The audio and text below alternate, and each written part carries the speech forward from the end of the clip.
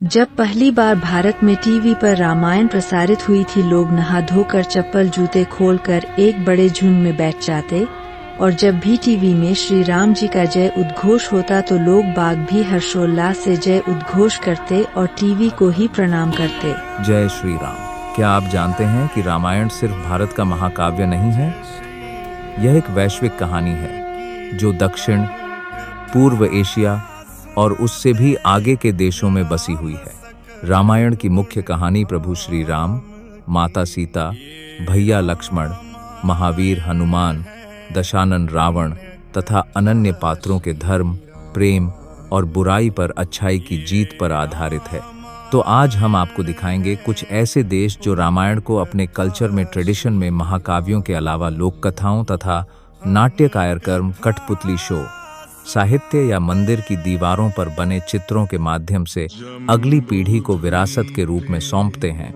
उन देशों की भाषा में इस महाकाव्य को क्या कहकर संबोधित करते हैं, तो आइए श्री गणेश करें। Number 1, Thailand. यहाँ रामायण को रामकियन कहा जाता है, जिसमें मुख्य अंतर हनुमान जी हैं जो अक्सर एक अधिक प्रमुख और कभी कभी हास्यपूर्ण चरित्र होते हैं। रावण, जिसे तोषकंत कहते हैं, एक दुखद पात्र है, न कि पूरी तरह से बुरा। यहाँ की संस्कृति में रामायण का बहुत बड़ा महत्व है। यह थाईलैंड का राष्ट्रीय महाकाव्य है। चाकरी राजवंश के शासकों का नाम राम रखा गया है। कहानी को बैंकॉक में पन्ना बुद्ध के मंदिर वाट फ्रा काव के भित्ति चित्रों में खूबसूरती से दर्शाया गया है। Number 2, Cambodia. यहाँ लोग रीमकर के नाम से जानते हैं। मुख्य अंतर, रीमकर पर बौद्ध धर्म का गहरा प्रभाव है। कहानी में एक प्रसिद्ध प्रसंग जोड़ा गया है जिसमें हनुमान एक जलपरी सोवन्न मचा से मिलते हैं। लक्ष्मण, यहाँ प्रहलीक कहते हैं, के चरित्र को भी अधिक महत्व दिया गया है। सांस्कृतिक महत्व, यह कंबोडिया की कला और साहित्य का एक केंद्रीय हिस्सा है। इसे अक्सर शास्त्रीय नृत्य थिएटर लखोन खमेर के माध्यम से प्रस्तुत किया जाता है। Number 3, Myanmar. म्यांमार में रामायण को याम झथड़ो या यामा जाडो के नाम से जाना जाता है। यह थाईलैंड के रामकियन और भारत के रामायण पर आधारित है, लेकिन इसकी अपनी एक अलग पहचान है। याम झथड़ो को पारंपरिक म्यांमार कला रूपों जैसे कि नाटक, नृत्य और कठपुतली शो के माध्यम से पेश किया जाता है। इसमें पात्रों के नाम थोड़े अलग हैं। उदाहरण के लिए, राम को याम, यामा, सीता को मेथीडा, मेथीडा, लक्ष्मण को लकना, लाकाना और रावण को दत्ताग्यारी, दाथागिरी कहते हैं। जबकि म्यांमार में हनुमान जी को हनुमान ही कहते हैं। याम झथड़ों का म्यांमार की कला और संस्कृति पर गहरा प्रभाव पड़ा है। इसके पात्रों और कहानियों को भित्ति चित्रों, मूर्तियों और अन्य कलाकृतियों में दर्शाया गया है। Number 4, Indonesia. इंडोनेशिया में रामायण को काकाविन रामायण, काकाविन रामायणा के नाम से जाना जाता है। काकाविन शब्द का अर्थ है काव्य या कविता। यह ग्रंथ पुरानी जावानीज भाषा में लिखा गया है। रामायण की कहानी इंडोनेशिया में विभिन्न कला रूपों के माध्यम से प्रस्तुत की जाती है, जिनमें सबसे प्रमुख हैं वायंकुलित, वायंकुलित और रामायण बैले, रामायण बैलेट हैं। यहाँ राम को रमा, रामा या श्री रमा, श्री रामा कहते हैं। सीता को अक्सर सिंता, सिंता कहा जाता है। हनुमान और रावण के नाम में भी स्थानीय प्रभाव देखा जा सकता है। Number 5, Singapore. सिंगापुर में रामायण को हिकायत सैरी राम कहते हैं। यह महाकाव्य मूल रामायण से काफी अलग है। इसमें कुछ पात्रों के नाम और कहानियों में बदलाव किए गए हैं। उदाहरण के लिए, इसमें हनुमान को एक शक्तिशाली योद्धा के रूप में दर्शाया गया है, लेकिन उनके पास उड़ने की शक्ति नहीं है। सिंगापुर की हिकायत सैरी राम में कुछ मुख्य पात्रों के नाम इस प्रकार हैं: राम, श्री राम, लक्ष्मण, लक्ष्मणा, सीता, सिटी देवी, रावण, महाराजा, दरसमास या रावण, हनुमान, दशरथ, राजा दशरथा। आपको बता दें कि ये नाम मलय भाषा में थोड़े बदल गए हैं। Number 6, Philippines. फिलीपींस में रामायण को महाराडिया लवाना के नाम से जाना जाता है। यह फिलीपींस के मारानाओ जनजाति की एक प्राचीन महाकाव्य है। यह रामायण के अन्य दक्षिण पूर्व एशियाई संस्करणों जैसे मलेशिया की हिकायत सेरी राम से बहुत प्रभावित है, लेकिन इसमें कई अनोखी विशेषताएं हैं। प्रमुख पात्रों के नाम और उनकी विशेषताएं। महाराडिया लवाना, यह रावण का पात्र है। फिलीपींस के इस संस्करण में रावण का चरित्र कुछ अलग है। उसे पोलो बंदियार मासिर के सुल्तान और सुल्ताना का बेटा बताया गया है, जिसके 7 सिर हैं। इसमें वह एक शक्तिशाली और अमर राजा है। रेडिया मंगंदिरी, यह राम का पात्र है। रेडिया मंगवर्ण या राडिया मंगवर्णा, यह लक्ष्मण का पात्र है। तुवन पोत्र मलयनो तिहाया या तुवन पोत्रे मालानो तिहाया, यह सीता का पात्र है। लक्ष्मणा, यह हनुमान का पात्र है। एक दिलचस्प बात यह है कि इस कहानी में लक्ष्मणा को राम का बेटा बताया गया है। यह महाकाव्य मारनाओ लोगों के इस्लामीकरण के बाद लिखा गया है, इसलिए इसमें कुछ इस्लामी तत्व भी शामिल हैं, जैसे सुल्तान और सुल्ताना जैसे शब्द। कुल मिलाकर फिलीपींस की महाराडिया लवाना रामायण की एक अनोखी व्याख्या है, जो भारतीय मूल कहानी के साथ साथ स्थानीय संस्कृति, धर्म और मान्यताओं को भी दर्शाती है। Number 7, Malaysia. सिंगापुर की तरह ही मलेशिया में भी रामायण को हिकायत सेरी राम कहा जाता है। इसका अर्थ है राजा राम की कहानी। यह मलेशियाई संस्कृति का एक अभिन्न अंग है और यहाँ के लोगों पर इसका गहरा प्रभाव रहा है। कहानी और पात्रों में अंतर।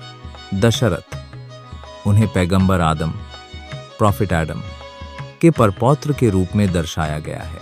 रावण, राजा रावण, उसका जन्म एक शिके व्यभिचार के कारण हुआ था। वह 10 सिर और 20 भुजाओं वाला एक राक्षस राजा है। सीता देवी। इस कहानी में रावण सीता का अपहरण करता है, लेकिन वह एक सुनहरे हिरण के रूप में नहीं आता। इसके बजाय रावण अपनी माया से सीता का अपहरण करता है। हनुमान, वे राम के पुत्र बताए गए हैं।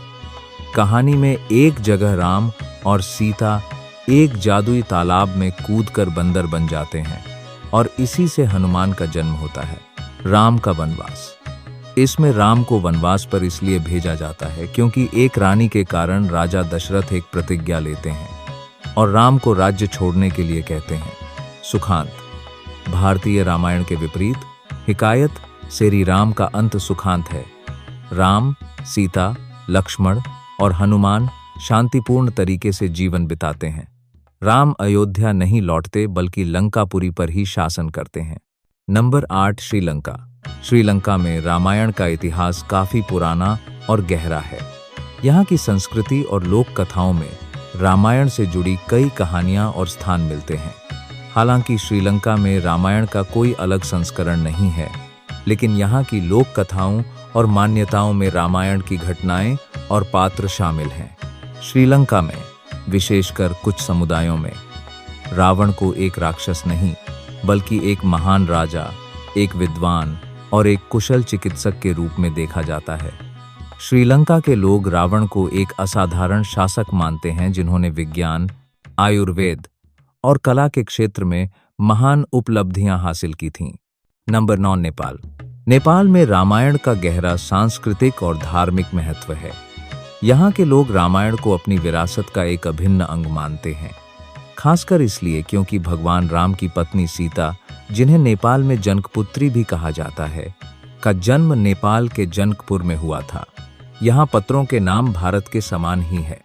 नेपाल के तराई क्षेत्र में, खासकर जनकपुर के आसपास, दिवाली के बाद विवाह पंचमी का त्योहार बड़े धूमधाम से मनाया जाता है। इस दिन को राम और सीता के विवाह की वर्षगांठ के रूप में मनाया जाता है।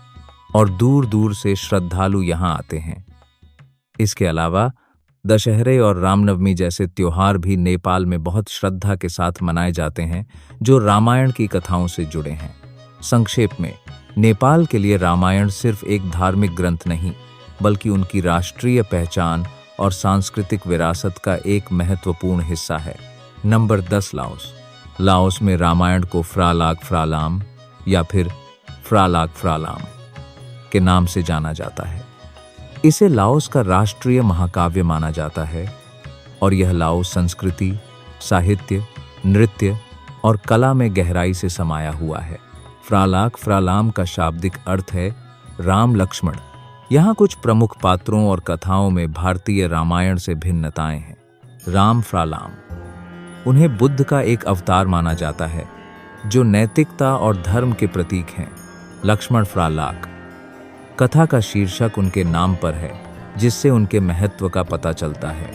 रावण हपमन सोवान, उन्हें एक खलनायक के रूप में चित्रित किया गया है, लेकिन उनके चरित्र को भारतीय रामायण जितना भयावह नहीं दिखाया गया है। हनुमान, वे एक बंदर के रूप में नहीं, बल्कि एक शक्तिशाली योद्धा के रूप में चित्रित हैं, जिनके पास जादुई शक्तियां हैं। यह कथा बौद्ध धर्म से बहुत प्रभावित है, खासकर थेरवाद बौद्ध धर्म से, जो लाओस का प्रमुख धर्म है।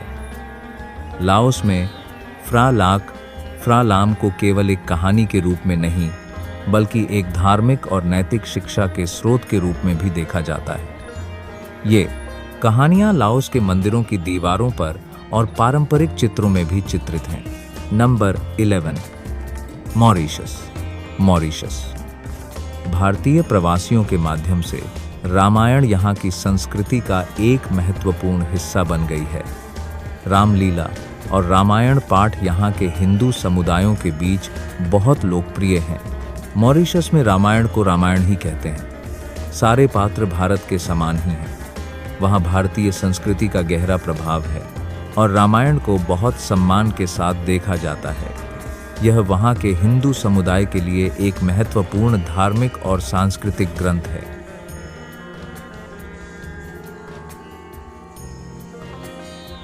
तो दोस्तों, कैसी लगी आपको हमारी ये वीडियो? कमेंट बॉक्स में बताइए। जानकारी अच्छी लगी हो तो शेयर ज़रूर करें। चैनल पर अगर नए हैं तो चैनल को सब्सक्राइब करें और हाँ, वीडियो को लाइक करना ना भूलें। मिलते हैं अगले वीडियो में। तब तक के लिए हर हर महादेव। जय श्री राम।